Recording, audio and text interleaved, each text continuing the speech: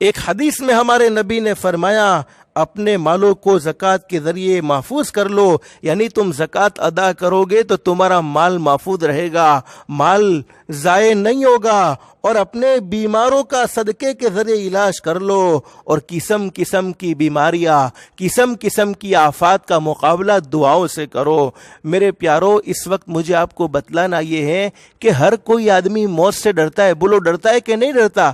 ہر کسی کو موت کا سوار ہے، موت کا ڈر سوار ہے، ہر کوئی آدمی موت سے ڈرتا ہے۔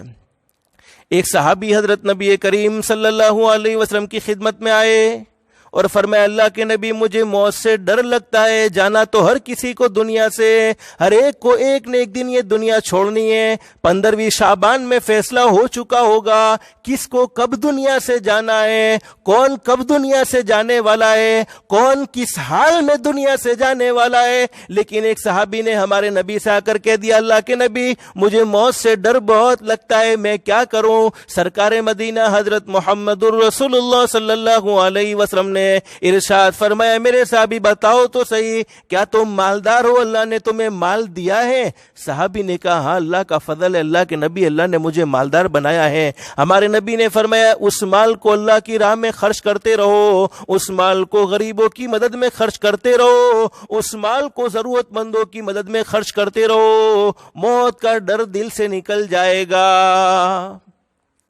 حدیث میں حضرت نبی کریم صلی اللہ علیہ وسلم نے ارشاد فرمایا، جو شخص دین میں ہو یا رات میں صدقہ کرتا ہے، دین میں صدقہ کرتا ہے یا رات میں صدقہ کرتا ہے، اللہ رب العالمین اسے 3 آفتوں سے بچا لیتے ہیں، 3 پریشانیوں سے بچا لیتے ہیں۔ نمبر 1، زہریلے جانور کے ڈسنے سے، یعنی اس پر کوئی زہریلا جانور، سانپ ہے، بچھو ہے، وہ اس پر حملہ نہیں کر سکتا۔ اور نمبر 2، دیوار کے تلے، چھت کے تلے دب کر مرنے سے، اللہ نہ کرے کوئی آسمانی آفت یا آسمانی عذاب آ جاوے، جیسے بھوکم وغیرہ، اور دیوار گر جاوے، چھت گر جاوے، صدقہ کرنے والا دیوار اور چھت کے گرنے سے، یعنی غریبوں کی مدد کرنے والا دیوار اور چھت کے گر کر دب کر مرنے سے محفوظ رہتا ہے۔ اور تیسری بات بیان فرمائی نبی کریم صلی اللہ علیہ وسلم نے، وہ اچانک کی موت سے محفوظ رہتا ہے۔ جیسے اس وقت بیماری کا ڈر ہے کہ کہیں مجھے بیماری لگ گئی اور موت آ گئی، لیکن ہمارے نبی کا فرمان بالکل سچ ہے کہ صدقہ کرنے والے کی اچانک موت نہیں آتی، بلکہ اللہ کے فضل و کرم سے توبہ کا وقت ضرور ملے گا، گھر والوں کو وصیت کا وقت ضرور ملے گا، اور اللہ کی ذات عالی سے امید ہے اللہ ایمان اور کلمے والی موت نصیب فرمائے گا۔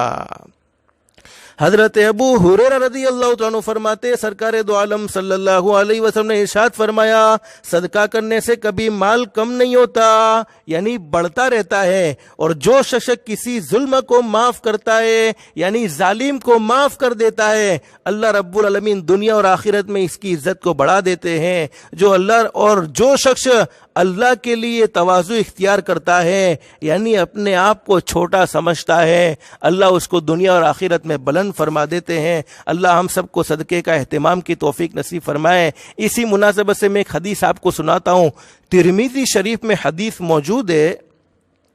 ایک مرتبہ ہمارے آقا تاجدار مدینہ محمد الرسول اللہ صلی اللہ علیہ وسلم تشریف فرما ہے، صحابہ کرام کا مجمع موجود ہے۔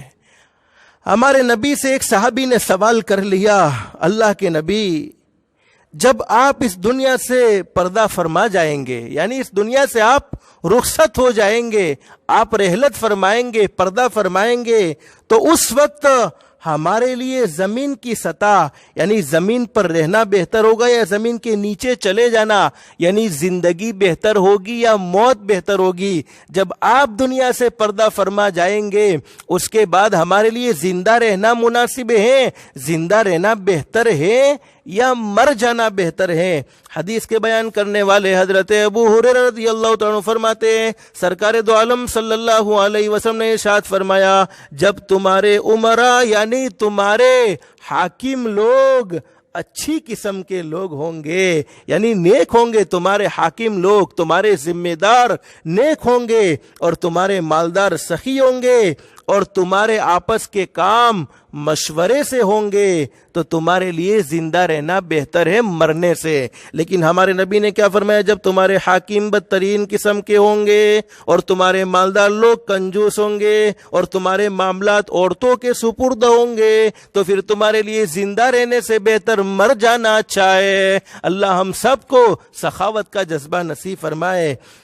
ایک حدیث میں حضرت نبی کریم صلی اللہ علیہ وسلم نے ارشاد فرمایا، جب کوئی قوم بدعہدی کرتی ہے یعنی وعدہ خلافی کرتی ہے تو اللہ رب العالمین انہیں قتل اور خون میں مبتلا کر دیتے ہیں، یعنی وہ آپس میں لڑتے رہتے ہیں، آپس میں جھگڑتے رہتے ہیں۔ اور جب کسی قوم میں بے حیائی پھیل جاتی ہے، جب کسی قوم میں بے حیائی، زنا کاری، بدکاری پھیل جاتی ہے تو اللہ رب العالمین ان پر موت کو مسلط فرما دیتے ہیں، یعنی وہاں موتیں زیادہ ہونے لگتی ہیں۔ اور جب کوئی قوم اپنی زکوٰۃ کو روک لیتی ہے تو اللہ رب العالمین اس قوم سے بارش کو روک لیتے ہیں۔ اس لیے میرے پیارو، اللہ کے لیے وقت ابھی ہے، زندگی باقی ہے، لیکن زندگی ملی ایک مرتبہ ہے۔ اللہ کو راضی کرنے کے لیے اگر جانی عبادتیں نہیں ہو سکتی ایکسٹرا کرنی ہے، وہ فرض ہے، وہ تو کرنی ہی کرنی ہے، لیکن ایکسٹرا نہیں ہو سکتی ہے، کرنی چاہیے۔ نہیں ہو سکتی ہے تو مالی عبادات کے ذریعے بھی اللہ کو راضی کیا جا سکتا ہے۔ اس وقت لاک ڈاؤن کی وجہ سے بہت سے لوگ ایسے ہوں گے جن کے پاس کھانے کو کچھ نہیں ہوگا، جو بیچارے غریب ہوں گے۔